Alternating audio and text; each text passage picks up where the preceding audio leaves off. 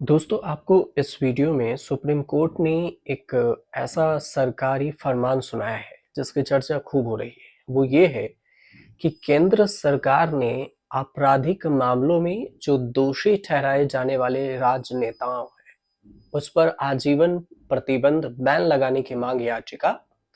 जब supreme court पहुंची तो इसी को लेकर सुप्रीम कोर्ट ने कहा कि इस तरह की अयोग्यता लागू करना पूरी तरह से संसद के अधिकार क्षेत्र में आता है। मतलब अगर कोई नेता गलती करे तो उसे जीवन भर इसे बैन लगा देना चाहिए। केंद्र सरकार अदालत में दायर हल्फनामे में ये कहा कि याचिका में ये मांग की गई है कि जो कानून को फिर से लिखने या संसद को एक विशेष तरीके से कानून बनाने का निर्देश देने के समान ही है, जो कि न्यायिक समीक्षा की शक्तियों से पूरी तरह बाहर है। और ये सवाल है कि क्या आजीवन प्रतिबंध लगाना उचित होगा या नहीं, ये पूरी तरह से संसद के अधिकार क्षेत्र में है। अब जो हल्फनामा दायर किया गया उसमें कहा गया कि दंड की कार्रवाई और जुर्माना उचित समय पर और इसकी अवधि होनी चाहिए, उसको सुनिश्चित करना चाहिए, जबकि बेवजह के सख्ती से बचा जाना चाहिए।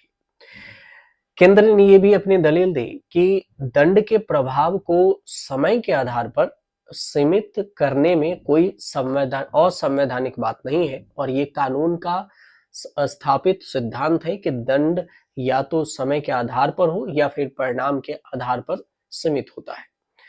लेकिन हल्फनामे में ये भी बात आई कि यह जो दायर याचिका है, याचिकाकर्ता द्वारा उठाए गए मुद्दों के व्यापक प्रभाव और वे स्पष्ट रूप से संसद की जो विधायी नीति है उसके अंतर्गत आता है और इस संबंध में न्यायिक समीक्षा का रूपरेखा भी उचित परिवर्तन तय करता है।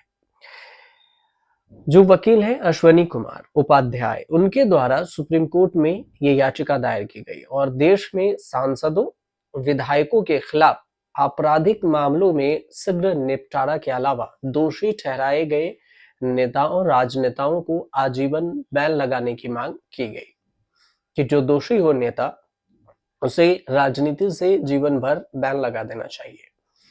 और केंद्र ने अपने हल्फनामे में ये कहा कि जो सुप्रीम कोर्ट ने लगातार कहा था कि एक विकल्प या दूसरे विकल्प पर विधायकी विकल्प अदालत में सवाल नहीं उठाया जा सकता, तो फिर इसमें जिक्र जिस चीज का हुआ वो था धारा 8 और 9, 8 और 9 का।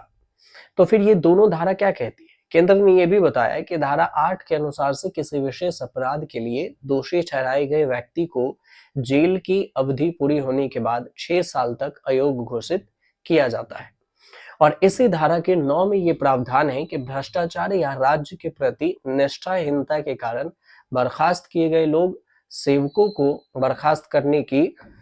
तारीख से 5 साल की जो वंचित है, इसे 5 साल वंचित रखा जाएगा कि चुनाव नहीं लड़ सकते।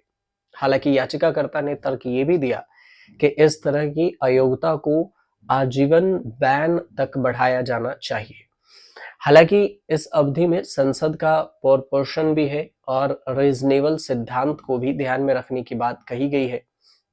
जिसमें कहा गया कि संसदीय नीति के तहत आरोपी धाराओं के तहत की गई अयोग्यता समय तक सीमित है और इसी मुद्दे पर कार्यकर्ता की समझ को स्थापित की जाती है कि आजीवन प्रतिबंध लगाना उचित नहीं होगा। केंद्र का तर्क रहा कि विवादित जो प्रावधान है उसमें संवैधानिक रूप से मजबूत है और इसमें कोई भी अतिरिक्त मंत्रिमंडल के दावे को गृहस्थ नहीं किया जा रहा है और वह संसद विधायिकी प्राधिकरण के अंदर ही आता है। तो फिर अगर सब कुछ ठीक ठाक था, केंद्र ने जो लॉजिक दिया और सुप्रीम कोर्ट ने भी कहा कि चेंज नहीं कर सकते, तो फिर कानून बदलने के जैसा कैसे हो सकता? केंद्र का जो तर्क है कि याचिकाकर्ता द्वारा दी गई मांग में अनिवार्य रूप से जन प्रतिनिधित्व अधिनियम है 1951 की धारा 8 की सभी उप धाराओं में 6 वर्ष को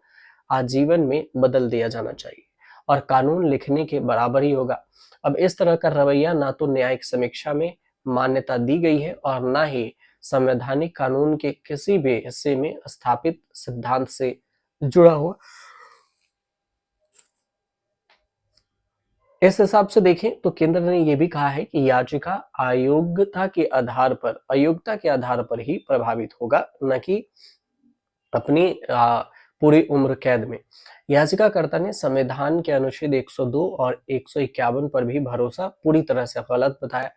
और संविधान के अनुच्छेद 102 और 191 में ये कहा गया है कि विधानसभा या विधान परिषद के किसी भी सदन की सदस्यता के लिए आयोग संबंधित है, जिसमें सरकार ये कहती है कि याचिकाकर्ता की प्रार्थना कानून को फिर से लिखने या संसद को किसी विशेष तरीके से कानून बनाने का निर्देश देती है और शक्तियां निर्धारित करती है। तो जो इसके अलावे सरकार ने जो बात कही है वो ये दिया है कि कई कानून दंडात्मक कानून हैं जो समय सीमा पर बैन लगाती है, जिसमें कहा गया है कि दंड के प्रभाव को एक निश्चित समय की अवधि में सीमित रखने के बारे में पूरे असंवैधानिक नहीं होगा। कुल मिलाकर जो ये सुप्रीम कोर्ट की तरफ से जो एक याचिका पहुंची सुप्रीम कोर्ट में, उसमें ये कहा गया कि जो अभी किसी भी नेता राजनेता को जब सजा होती है तो 2 साल से ज्यादा अगर सजा होने पे 6 साल तक वो चुनाव नहीं लड़ सकता। लेकिन इसी जो याचिका गई कि आप 6 साल नहीं, इसको ताउम्र कर दीजिए कि ताउम्र वो चुनाव न लड़े, इससे डर पैदा होगा और फिर राजनेता किसी भी भ्रष्टाचार को करने से बचेंगे। फिलहाल इस पर सुप्रीम कोर्ट ने फाइनल फैसला नहीं दिया, लेकिन ये बहुत ही संवेदनशील मामला भी है और विचारणीय मुद्दा है जिसे सुप्रीम कोर्ट में रखा गया है। अब फाइनल क्या कुछ होता है ये तो अभी नहीं आया बात सामने, लेकिन आपको जानकारी सही लगी हो तो हमारे चैनल को सब्सक्राइब कीजिए, शेयर कीजिए, कमेंट कीजिए।